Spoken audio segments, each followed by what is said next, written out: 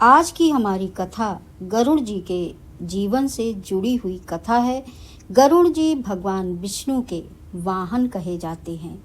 तो आइए चलते हैं कथा की ओर और आप सब भी कथा का आनंद लीजिए। जो प्रजापति दक्ष थे, उनकी 13 कन्याएं महर्षि कश्यप से ब्याही गई थी। इनमें से कद्रु और विनता पुत्र कामना से बड़े अनुराग पूर्वक पति की सेवा करने लगी।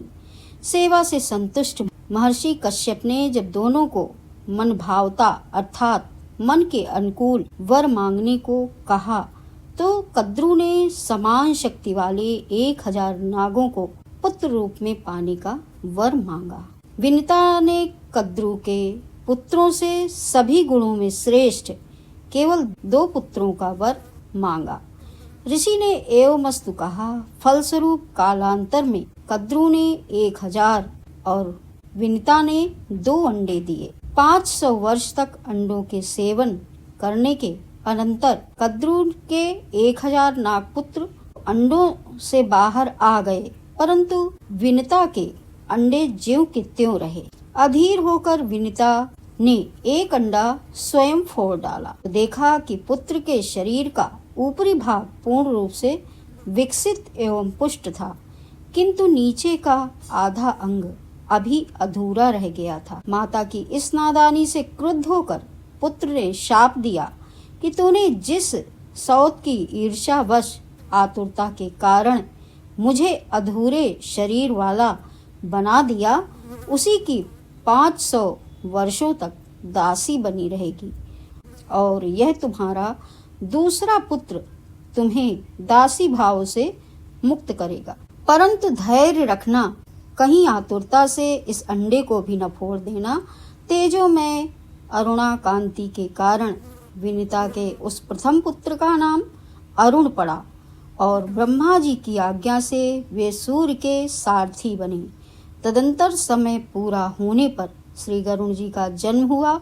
उस समय वे प्रलय काल की अग्नि के समान प्रज्वलित एवं प्रकाशित हो रहे थे। श्री गरुड़ जी के तेज को न सह सकने के कारण देवताओं ने उनकी स्तुति की, तो इन्होंने अपना तेज समेट लिया।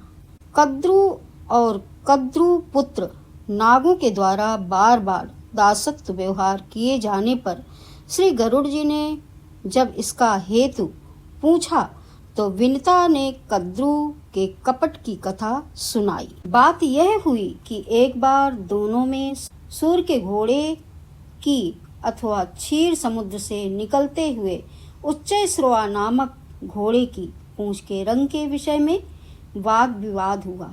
कद्रु काली बताती थी और विनिता श्वेत पूंछ बताती थी। अंतोतगत्वा यह निश्चय हुआ कि जिसकी बात झूठी निकले वह दूसरे की दासी होकर रहे। कद्रु के अनुसार उसके पुत्र नाग घोड़ों की पूंछ से जा लिपटे, जिससे वह पूंछ काली दिखने लगी। इस चालाकी से कद्रु ने विनिता को दासी बना लिया और विनिता को अनेकों कष्ट दिया करती थी। यह सब जानकर श्री गरुड़ जी ने नागों से कहा कि हम तुम्हारा क्या काम कर दें, जिससे कि मैं और मेरी माता दास भाव से छुटकारा पा जाएं। उन्होंने कहा कि हमें अमृत ला दो। श्री गरुड़ जी माता को प्रणाम कर कर आज्ञा और आशीर्वाद पाकर स्वर्ग में जाकर देवताओं को पराजित कर अमृत के पात्र को लेकर बड़ी तेजी से वहां से उड़ चले। अमृत अपने अधिकार में होने पर श्री गरुड़ जी स्वयं उसे नहीं पिए। उनकी यह निष्प्रहता देखकर भगवान विष्णु ने प्रसन्न होकर उन्हें बिना अमृत पान के ही अजर अमर होने का तथा अपनी ध्वजा पर स्थित रहने का एवं अपना वाहन बनने का परम दुर्लभ वरदान दिया।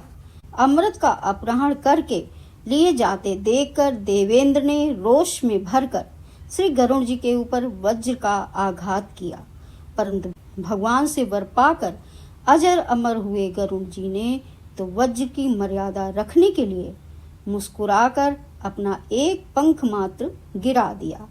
वैन्तेय के इस अद्भुत पराक्रम से प्रभावित होकर इंद्र ने वैर भाव का परित्याग कर दृढ़ मैत्री कर ली। गरुड़ जी ने अमृत के संबंध में अपना भाव व्यक्त किया कि मुझे इसको पीना नहीं है, माता को दासीपन से मुक्त कराने के लिए मैं इसे सर्पों को सौंपूंगा, आप उनसे ले लेना। इंद्र ने इस बात से संतुष्ट होकर गरुड़ जी को सर्पों के भक्षण करने में समर्थ होने का अभिष्ट वर प्रदान किया। श्री गरुड़ जी ने अमृत पात्र सर्पों को प्रदान किया, माता को दासीपन से मुक्त किया, स्वयं स्वच्छंद हुए, सर्प अमृत को कुशों में छिपाकर स्नान करने चले गए। इसी बीच में इंद्र वह अमृत लेकर पुनः स्वर्ग को चले गए। अमृत के अभाव में सर्पों ने लोभवश कुशों को ही चाटना शुरू किया, जिससे उनकी जीभ के 2 भाग हो गए। तभी से सर्प द्विजीवा हो गए तथा तभी से कुशा अमृत का स्पर्श होने के कारण परम पवित्र हो गया। श्री गरुड़ जी ने भगवान सूर्य के पास जाकर वेद पढ़ाने की प्रार्थना की, परंतु इन्हें पक्षी होने के कारण अनाधिकारी जानकर सूर्य देव ने वेद पढ़ाने से इनकार कर दिया। वे बड़े ही उदास तथा अप्रसन्न होकर वहां से लौटे। अप्रसन्नता देखकर सूर्य डर गए कि इनके बड़े भाई अरुण मेरे सारथी हैं, कहीं यह उन्हें भी लेकर चले गए तो मेरा सब काम ही बंद हो जाएगा। अतः पुनः गरुड़ जी को बुलाया, परंतु इन्होंने तो तप के द्वारा वेद ज्ञान प्राप्त करने का निश्चय कर लिया था, अतः वापस नहीं लौटे। जब सूर्य ने स्वयं बिना तप किए ही तप फलस्वरूप समस्त वेदों का बोध होने का वरदान दिया और यह भी कहा कि आपके पंखों से निरंतर साम गान की ध्वनि होती रहेगी। श्री गरुड़ जी सर्वात्मना भगवान की सेवा में हमेशा तत्पर रहते हैं। तो ये थी गरुड़ जी की छोटी सी कथा।